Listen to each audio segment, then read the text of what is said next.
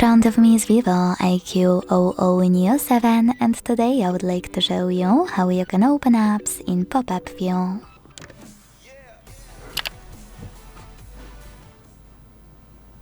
Begin by selecting an app you wish to use in this view and launching it in the background.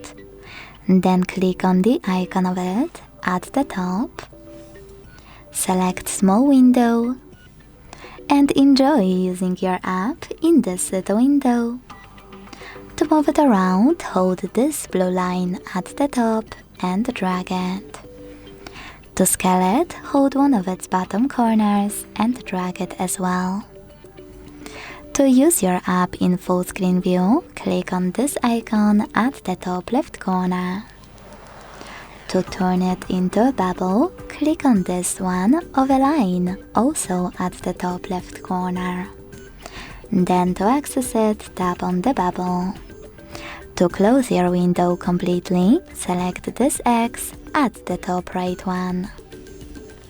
Thanks so much for watching. If you enjoyed this video, don't forget to leave a like, comment and subscribe. Bye!